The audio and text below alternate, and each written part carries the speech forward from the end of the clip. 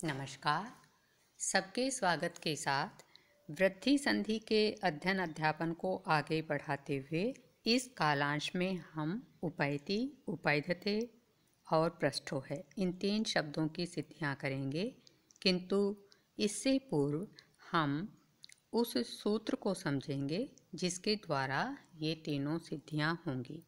वह सूत्र है एत्तेधत्यूट्सु। यह सप्तम्यंत पद है जिसका विच्छेद होगा एति एधति ऊट्सु, और वृत्ति के अनुसार इसका अर्थ होगा कि अवर्ण से परे एजादि इण धातु, एजादि एध धातु और ऊठ के रहने पर पूर्व और पर के स्थान में वृद्धि रूप एक आदेश होता है। यहाँ समझने की बात यह है कि पूर्व में अवर्ण हो और बाद में या तो ऊठ शब्द हो या 2 धातुएं। कौन सी 2 धातुएं? या तो इण धातु और ए धातु। और ऐसी ये 2 धातुएं होनी चाहिए जिनका प्रथम वर्ण ए होना चाहिए, क्योंकि जब हम इनके रूप चलाते हैं तो अनेक रूप बनते हैं, किंतु इस सूत्र के अनुसार बाद में ऐसा रूप होना चाहिए जिसका प्रथम वर्ण ए हो, तो पूर्व और पर के स्थान पर वृद्धि रूप एक आदेश होता है। जब हम सिद्धि करेंगे तो हमारे यह बात आसानी से समझ में आ जाएगी। हम सिद्धि करते हैं सर्वप्रथम उपैति की। उपैति का अर्थ होता है पास में जाता है या जाती है। इसका विच्छेद होगा उप धन एति। इस अवस्था में सूत्र है एत्ते धत्यूट्सु। इस सूत्र से हम क्या करेंगे? प्रथम बिंदु में उप के ए तथा एति के ए के स्थान पर ऐ वृद्धि आदेश होने पर या करने पर क्या रूप बनेगा? उप ऐ धन्ति रूप बना। हम बताएंगे यह रूप बना। उप में पै हलंत रह गया और उप का ए और एति का जो ए है वो मिलकर ऐ वृद्धि के रूप में परिवर्तित हो गए और आगे शेष बचा ती। फिर दूसरे बिंदु में लिखेंगे वर्णों को परस्पर मिलाने पर उपैति रूप सिद्ध होता है या हुआ है।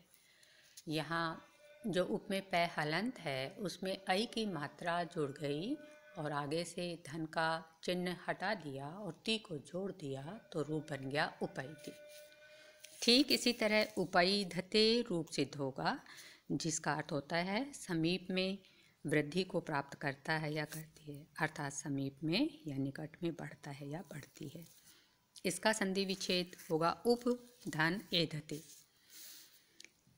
फिर हम लिखेंगे इस अवस्था में एत्ते धत्यूट्सु सूत्र से जो उप है उसके ए तथा एधते के ए, इन दोनों वर्णों के स्थान पर ऐ वृद्धि आदेश करने पर उप ऐ धन धते रूप बना। उप में पै हलंत रह गया, उप का ए और एधते का ए दोनों मिलकर ऐ बन गए तो रूप हो गया उप पै हलंत ऐ धन धते। फिर दूसरे बिंदु में लिखेंगे वर्णों को मिलाने पर उपैधते रूप सिद्ध होता है। उप में जो पै हलंत था उसमें ऐ की मात्रा जोड़ दी तो उपै हो गया, धन का चिन्ह हटाकर और ते को जोड़ दिया तो हो गया उपैधते।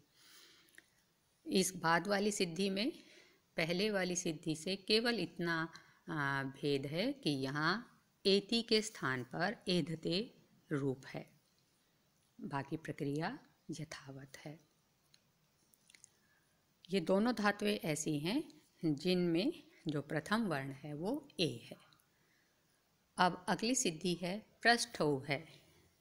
पृष्ठो है, यह है षष्ठी विभक्ति के एक वचन का रूप है। पृष्ठवा का इसका अर्थ होता है पृष्ठवा अर्थात वह बछड़ा जिसके गले में भारी लकड़ी उसको वश में करने के लिए बांधी जाती है। हम इसका संधि विच्छेद करेंगे पृष्ठ धन ऊ है। फिर लिखेंगे इस अवस्था में या दशा में प्रथम बिंदु में बताएंगे एत्ते धत्यूट्सु सूत्र से पृष्ठ के ए तथा ऊह के ऊ के स्थान पर औ वृद्धि आदेश होने पर क्या रूप बना? पृष्ठ औ धन है रूप बना या स्थिति बनी। ठ हलंत रह गया, ए निकल गया, आगे ऊ है का ऊ निकाल लिया और दोनों के स्थान पर औ वृद्धि वर्ण लिखेंगे, फिर आगे लिखेंगे धन है। द्वितीय बिंदु में लिखेंगे वर्ण सम्मेलन करने पर पृष्ठोय रूप सिद्ध होता है।